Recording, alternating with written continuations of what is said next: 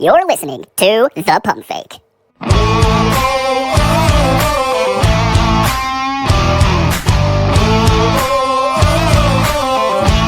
With your host, Jarrett Bailey.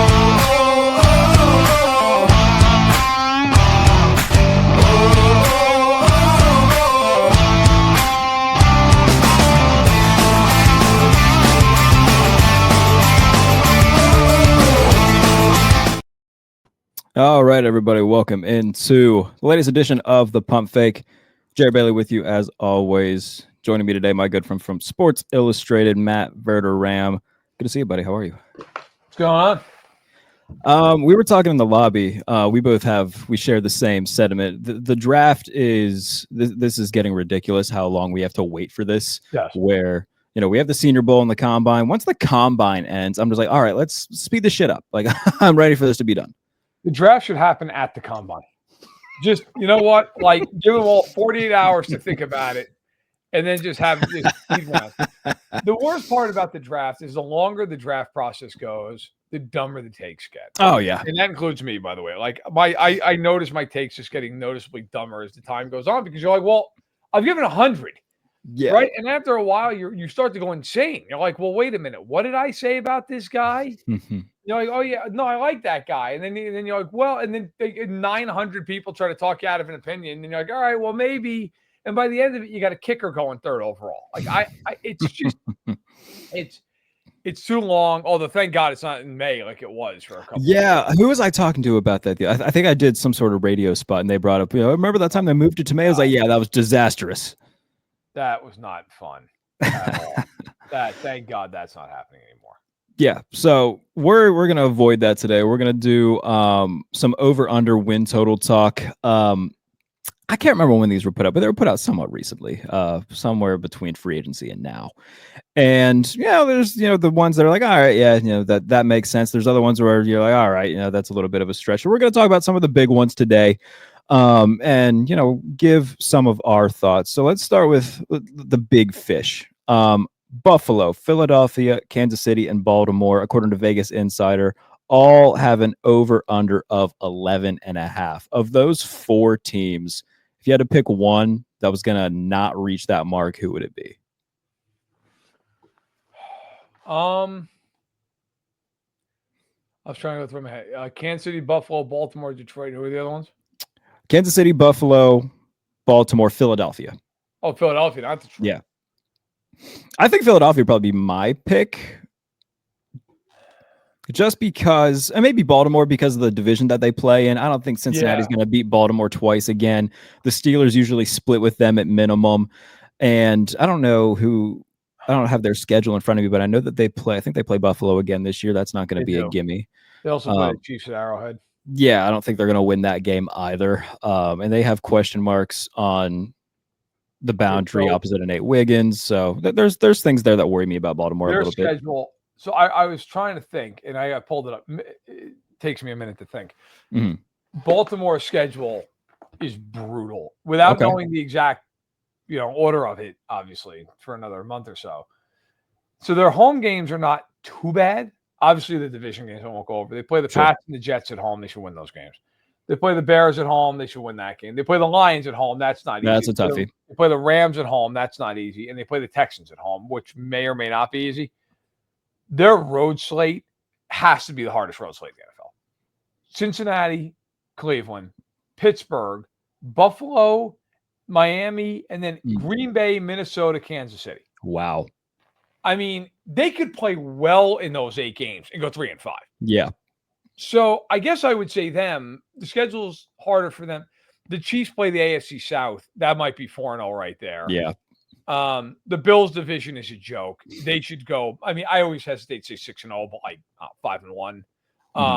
The Chiefs in the AFC West, while the division's better in the AFC East, I mean, they probably sweep the Raiders, and the Broncos Chargers, they probably win 3 of those 4 games. Yeah. So, and then the Eagles, I mean, the Giants and Cowboys aren't good. No.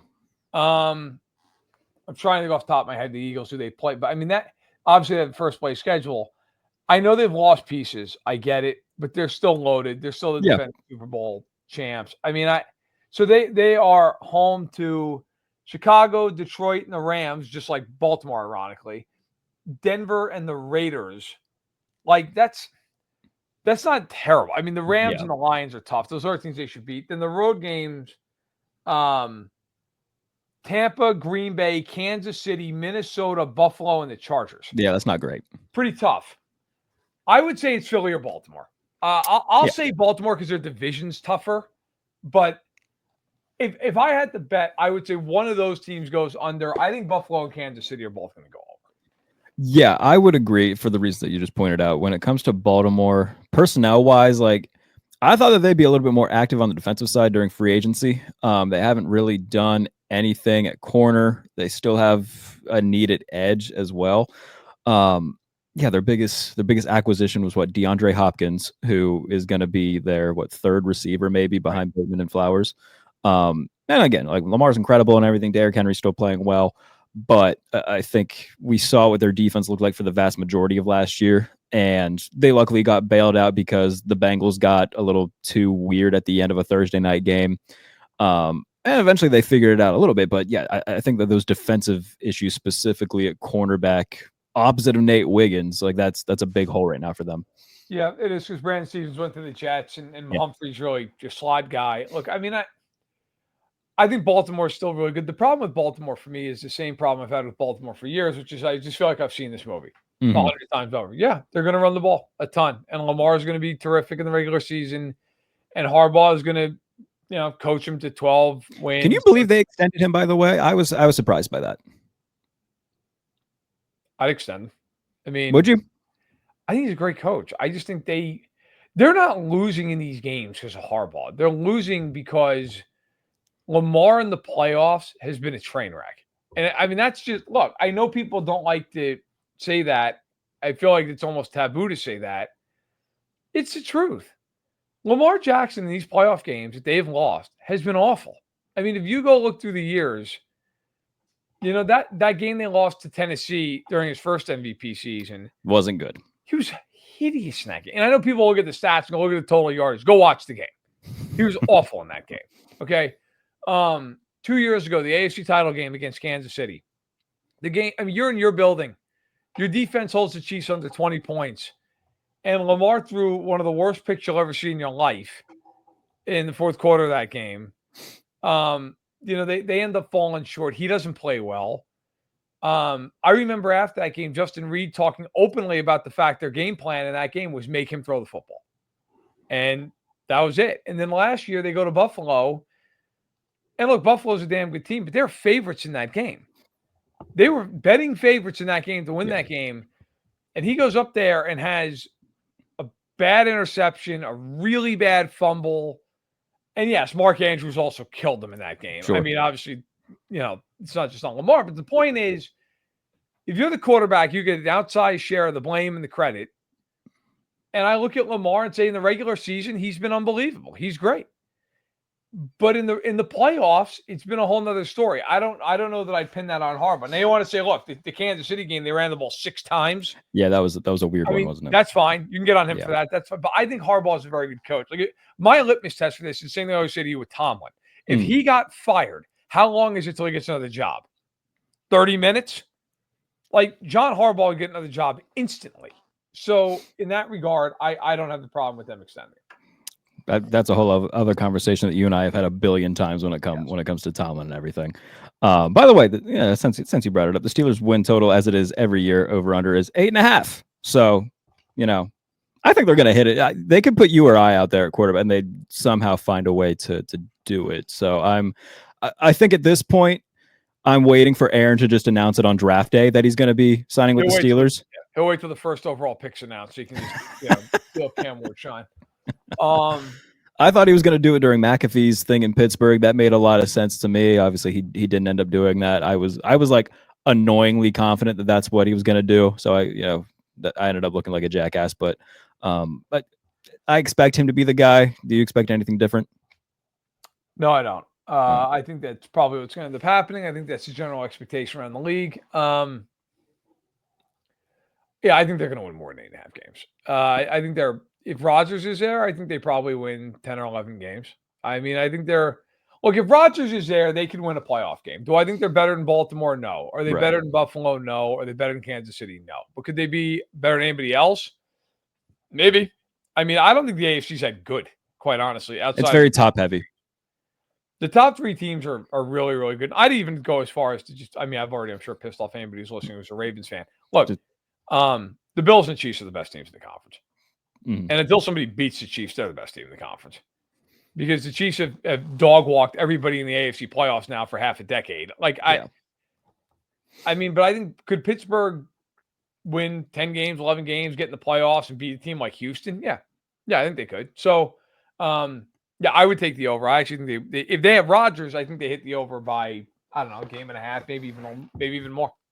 Yeah, and truth be told, I think that's like their whole goal for the years. Just win a playoff game. They haven't won one in 8 years. That's what they're aiming to do right now, in my opinion. It's just, all right, let's end this drought.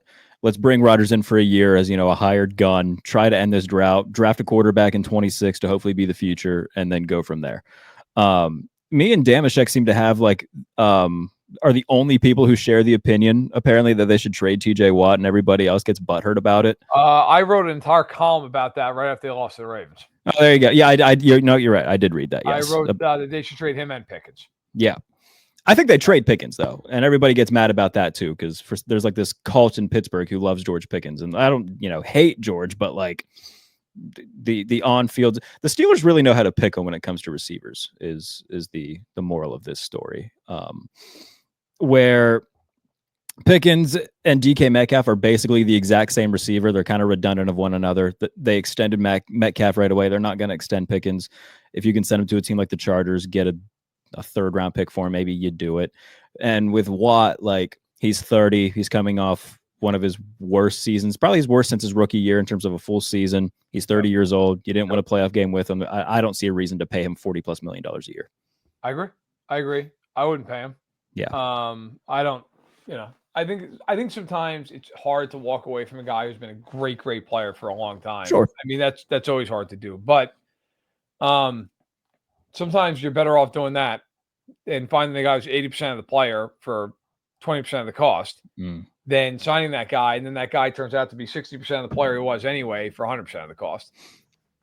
And I've made this argument too, is like, for the Steelers, it's not worth doing. But if you're a team on the cusp and you think that TJ Watt could be that guy that gets you over the hump, like a Green Bay or Buffalo or a Los Angeles, and you can get him, that makes a whole lot more sense if you're going to be a team to give him money because you think he can help you win a Super Bowl, where Pittsburgh isn't in position to do that to begin with. So it just feels like a waste. Yeah. No, I think that's fair. Yeah. Fair. All right. Green Bay is another one that kind of stuck out to me. They're only getting 9.5. I thought that was a little bit low. I think a lot of that is coming from the Jordan Love playoff performance, which wasn't good against Philadelphia. But even then, Green Bay was very good last year. I felt like, and I said this on Twitter, it was like, did they play like in prime time for a month straight to close the year? And then I look, I guess they did. From like Thanksgiving to New Year's, they had some sort of prime time slot. So I felt like I was watching a ton of Packers and standalone games. And Edgerrin Cooper emerges a really nice player. Probably going to move on from Jair Alexander. But this is still a team that is still loaded with talent. They got a really good quarterback. And as long as you have that, I think that they'll be 9.5 feels kind of low.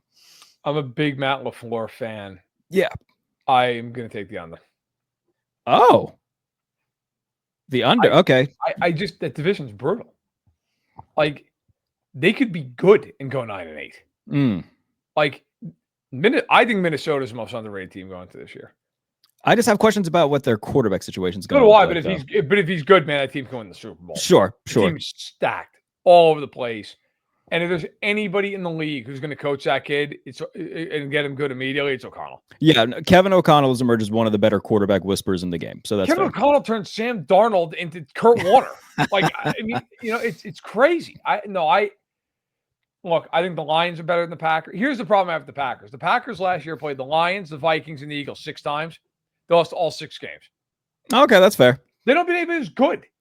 Like, this is the old adage, like, you have 2 quarterbacks, you have none. They have 4 receivers, they have 0.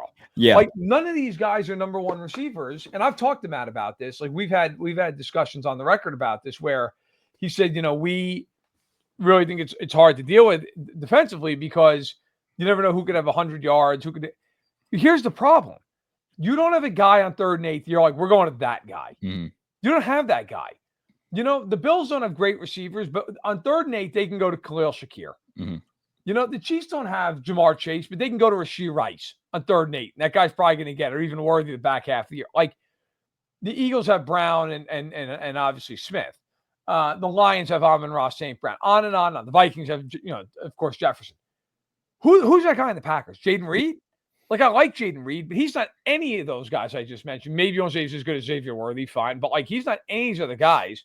And he became kind of their de facto number 1 this past year. I think they wanted Christian Watson to be that, but he's been hurt a lot. He's hurt all the time. Yeah. Wicks is fine. Dobbs is fine. But, like, you're not going into a game going, how are we going to stop this guy? Sure.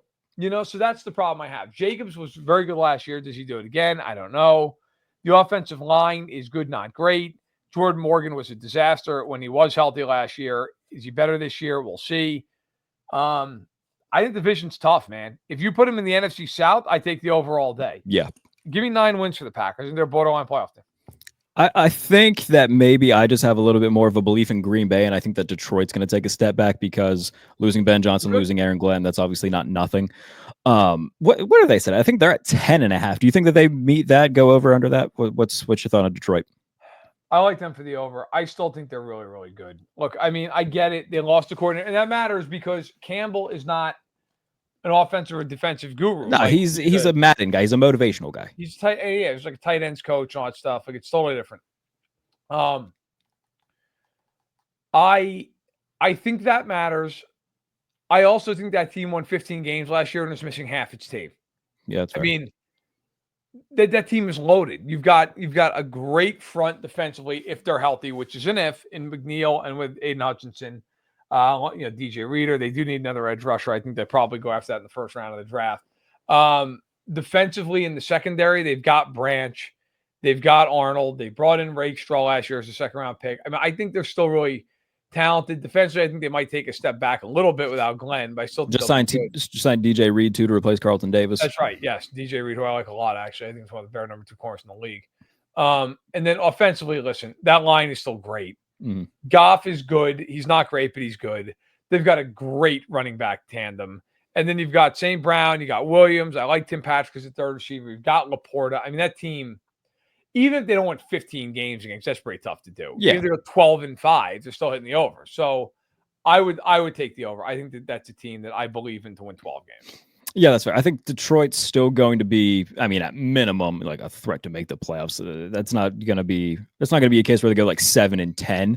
But yeah, I don't know. I think I just have more of a belief in the Packers. Maybe just because I'm a big Jordan Love guy at this point, and maybe that's what it is. I don't know. But yeah, I think that if I had to bank on one team to go further in the playoffs, I would probably pick Green Bay over Detroit, simply because I like the quarterback more. That's fair. I can't get that. I just don't think the Green Bay is nearly as talented as the Lions. No, that's completely fair. I hear you on the roster standpoint. I think the San Francisco 49ers getting 10.5 is a little bit crazy to me. They're going in rebuild mode. And I don't know. You look at the players that were there 2 years ago when they got to the NFC title game when Purdy got hurt. Like 20 of those guys from both sides of the ball are gone.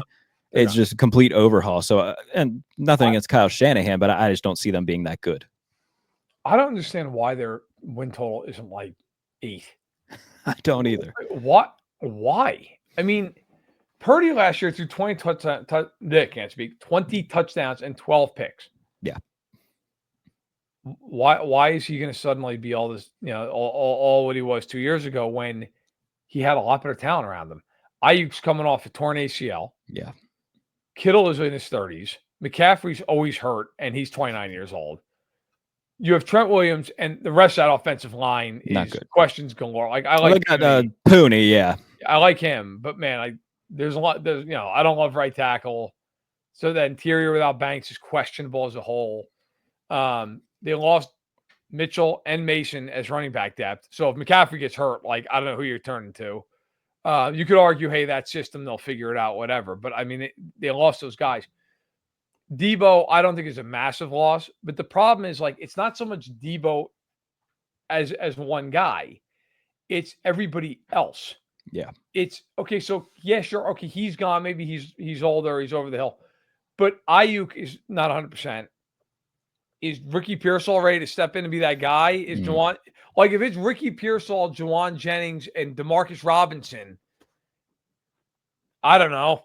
Like it's kind of like the Packers, right? Like it's like Packers light. Who's great? I mean, it's not good when the Niners are ready to trade Ayuk after 1 year of $100 million contract. Right. It's not great. And defensively, you're without Greenlaw, you're without Hufanga, you're without Hargrave, you're without Ward. That's a lot, man. And like they changed defensive coordinators, like I changed socks. I think this is their third defensive coordinator in 3 years. Crazy. So I think there are real questions about them. I think the Rams are better than them. Absolutely. I think they're better than Seattle. Are they better than the Cardinals? I would say yeah, just because I think we do this thing with the Cardinals every year where it's like, oh man, the Cardinals are going to be really good. Kyler Murray's going to have a great year. And then we repeat the cycle. Oh, believe me, I'm not the guy saying Kyler Murray's going to have. Yeah, no. I know you're not. But I think people forget. Didn't the Cardinals win 8 games last year? Did they? Pretty sure they did. I'm going to hold on. Let me look. So double check me on that. I'm pretty sure they won 8 games.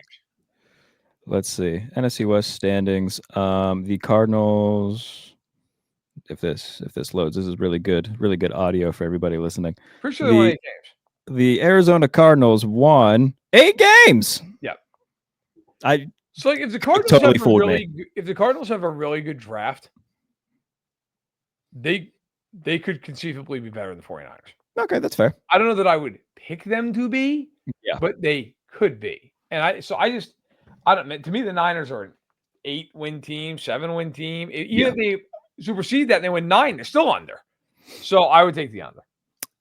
Yeah, you brought up the Rams, who their total is 9.5. The Rams are my pick to come out of the NFC, like way too early pick to come out of the NFC and represent the NFC in the Super Bowl. I think they were, a couple plays away from doing it last year. And bringing back Stafford, bringing in Devontae. Losing Cup, but Cup, has been hurt a lot over the past few years. I think the offense largely got better this past offseason. So my questions with them are defensively, they need an edge rusher. Or another edge rusher opposite of Jarrett Verse. They need help in the secondary. But those are things that they can address in the draft. I think that a team that was that close with a lot of questions on that side of the ball last year, where like at one point I think Tre'Davious White was their number 2 guy before getting rid of him. The secondary is a mess. It's not good because you have Fisk and Verse, and you have Kobe Turner inside and Young. Like I love their front. Their secondary is a train wreck. Mm-hmm. They've got to fix that. I would easily take the over with that team. Yeah, I absolutely. think that team is like a 12-win team, and I might be with you on representing the NFC. I might be with you. It's a hard thing because the last game we saw was the Eagles looking like the greatest team in NFL history against the Chiefs in the Super Bowl. And I don't want to take anything away from Philadelphia because Philadelphia clearly deserved that. They were, they're deserving champion, they're a great team. Mm-hmm. But like, if you played that game 100 times, Philadelphia would never play like that again. That was just one of those. That's like one of those rare games where a team just beat somebody like 31-3. And hey man, they just beat the crap out of them. They just, it's like years ago. Was 2 years ago when the Ravens played the Lions in Baltimore and just them. Yeah. And it's like, the Lions weren't that much worse than Baltimore, but they were that day. I mean, it is what it is. I think people are going to look at Philly and go, "Oh my God, they're a juggernaut." Where I didn't feel like that in the moment last year. Like when the Chiefs were going into that game, I covered that game, and I remember saying stupidly, I guess now, I was like, the Chiefs are better than Philadelphia. Like I honestly, still part of me is like, kind of believes that if the Chiefs could have blocked it all, they were. But it is what it is. It is. Yeah. But I mean, the Rams were a whisker from beating the Eagles at home in the playoffs last year. Mm-hmm. So while I think the Eagles are definitely a good team, I don't look at somebody asked me the other day, are the Eagles going to be a dynasty? And I was like, no. Like, I just don't see that. To me, they're a team that, listen, give them all the credit in the world. They were really good. They got hot as hell at the right time, and they played their best football. But if you ran that season back 30 times, are they winning the Super Bowl more than like 3 of them? Maybe not. I just, listen, I think that the gap with Philly and Detroit and the Rams is much closer than maybe people think it is. So I'm with you. I like the Rams. I like the Lions a lot as challenges. Yeah, I would agree. I think that a lot of people are going to overrate the Eagles a little bit this coming season, and predict them to get back and repeat and all that type of stuff. I'm not one of those people. I think in the moment you're right, where a lot of people say, "Oh my goodness, look at how they played," and they're just going to go, cuckoo about everything that happened. But not to say the Eagles would be bad all of a sudden, but I don't think that there's going to be any sort of repeat. Let's look. Who else is on this list that kind of stuck out? Oh, by the way, the easiest under of my life, the Saints 6.5. That's absurd. The funny thing is, I looked at that line. I would have taken the under before Carr got hurt. Oh, absolutely. So on my podcast, I did the NFC power rankings. Just as it's an April thing, right? I had the Saints 16, and that's before Carr got hurt. That was like a week before that news came out. Mm-hmm. I think the worst team in the NFL by a solid margin, maybe. Who's worse than them? Like, I think you can make the case for the Giants, maybe. I was going to say the Giants. Yeah, like, are they worse? Maybe Tennessee. Maybe here's the thing though with the Giants. Look, I will make fun of Russell Wilson as much as anybody. Russell Wilson is Joe Montana compared to what the Saints have going on right now. Mm-hmm. I mean, I'll say one thing for the Giants, man. They drafted Abdul Carter. They're going to hit the quarterback. Oh, sure. Oh, my God. I mean, Abdul Carter, Dexter Lawrence, Kayvon Thibodeau, and Brian Burns. Oh, I mean, it's going to be a freeway to the quarterback. Now, I don't think they can do anything else. Yeah. But no, listen, I got to be honest, man. I think the Giants are better than them. Neighbors, Slayton, Tyrone By the way, Tracy. everybody's freaking out about Malik Neighbors, getting Russell Wilson and everything. I think that's a little bit overstated, but compared to what he has Yeah, no, I know. Like, I mean, Russell Wilson's not good. He's better than those guys. You kidding sure. me? I mean, some people say the Panthers. I take the Panthers over the Saints right now. Oh, for sure. I mean, Bryce Young played at top 10 quarterback football at the end of last year. I'll give you the one team that, depending upon the Browns. Dude, Kenny Pickett on that team. Man, Christmas come early for me would be if he ends up starting for the Browns. They would win 2 games. Yeah. That team is atrocious if that guy's the starting quarterback. So that might be the battle royale. Cleveland and New Orleans. But man, if I had to guess what the Browns quarterback room will look like, it'll be Flacco, Pickett, and then I think they're going to take Jalen Milroe with the first pick of the second round. Yeah, I'm with you. I don't know if it'd be Milroe or Dart or somebody like the kid Sloat out of Louisville. Yeah, I mean, which, by the way, everybody and their mother who does anything draft wise. That's why the draft the shit takes forever, and we do this crap where it's like that guy a month ago was like a 3rd round pick, and now you got people on ESPN talking about how he's going to go. I think he's the best quarterback in the draft. Like the best quarterback in the draft. The guy's 37 years old. Yeah. It's not good. Oh, my God. They're going to hold his welcome to the team and his retirement party in the same month. I don't know, man. Cleveland's awful. The Saints. And I'll be honest, I completely forgot about Flacco. Yeah, I mean, they signed him. Flacco maybe makes them 5-12. Sure. I don't know. Like, I think people misremember the Flacco thing a little bit. The thing with the Flacco thing in 2023 was they had like arguably the best defense in football that year, and Flacco just came and said, "I'm going to throw it deep every other play because I know if I throw a pick, they'll probably get it back for me." And it just happened that it worked out so much more than it bit them in the ass until they played Houston. I remember that year. If you go and look, their defensive splits home and away were some of the they were atrocious on the road. And I remember all week on the radio, like that was the game that weekend. Everybody was like, which side are you going to take? It's kind of like a 50-50 game. Yeah. And I was like, I don't know who's going to win that game, but has anyone looked at Cleveland on the road this year? Cleveland gives up like 38 points a game on the road. So I kept taking Houston. And I was like, I'm sorry, I can't pick Cleveland in this game. Like, first of all, they're Cleveland. And second of all, they are the worst defense in the league on the road. And then they predictably went out and gave up like what it felt like 100 points.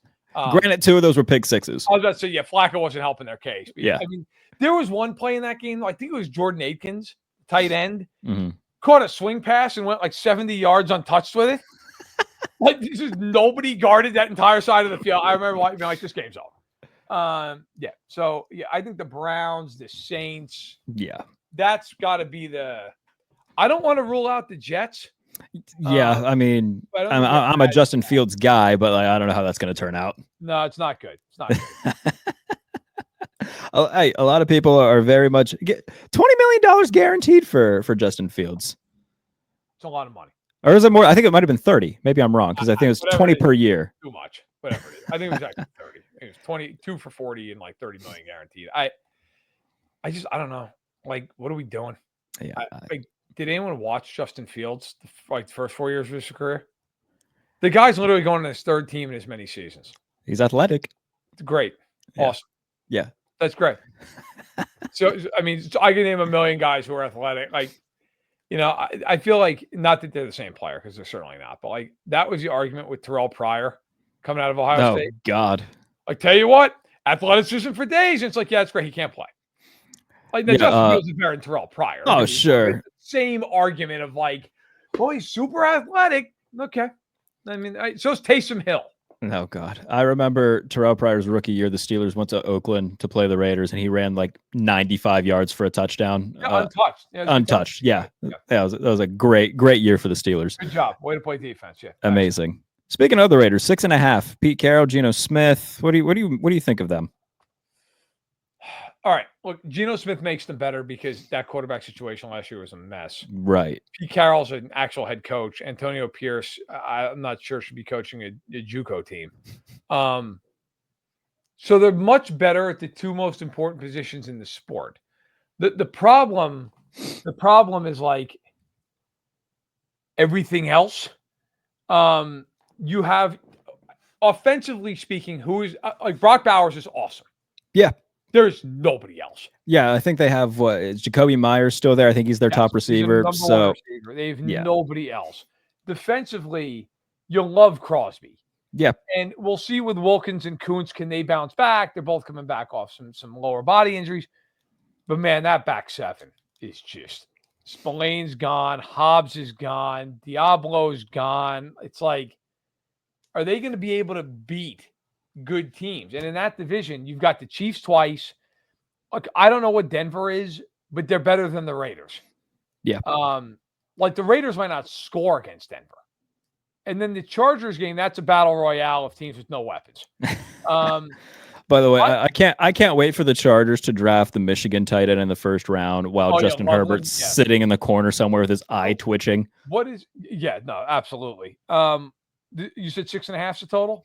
6.5 for the Raiders. I'll go under. I'll say they win 6. I'll go right under, but I'll go under. I think they win 6 games. I think I might go right over and say they'll win 7. Okay. Yeah. Sure. All right. I think that's a good place to put a bow on this. What do you got coming for everybody to go check out? God only knows. I've got the ultimate mock draft, which you and I were talking about before the show. Came out on Wednesday.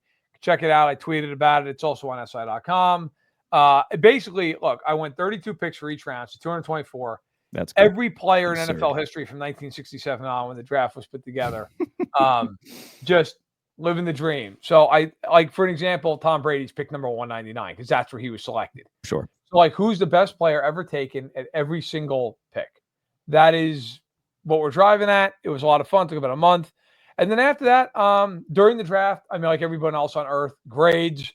Might write something about the Dolphins, who I find fascinating this year. I feel like they really should blow this thing sky high and just. I feel like we should have talked about them too. What's their number? Whatever it is, I'm taking the under, and I'm not kidding. 8.5. Oh my God, that's pretty high. All mortgages on the under. No, why? I don't know. And look, I've been arguing for a month, kind of quietly, like on pods and radio spots. Like, I would trade Tyreek Hill. I would just trade. They're not good. Trade him. And then Greer was talking about how he's like, Chris Greer saying, I would need 2 first-round picks. I'm like, buddy, you're crazy. You didn't give up 2 first-round picks for him when he was busy putting up 1,700 yards a year. Like, if you get a second-round pick, you should be thrilled to death. Like, just trade him. And Jalen Ramsey, good luck, man. Yeah, that's. I mean, you're maybe getting a 5th, a 6th. Like, who's giving you anything for Jalen? They just extended him. It's crazy. It's crazy. No, I by the way, hot take, New England will be better than Miami this year. I 100% agree. I love what New England did this offseason. Drake May. I legitimately. So every year when the schedule comes out, I do a piece where I predict every game. I would not be surprised if I have been going 10-7. I'm with you.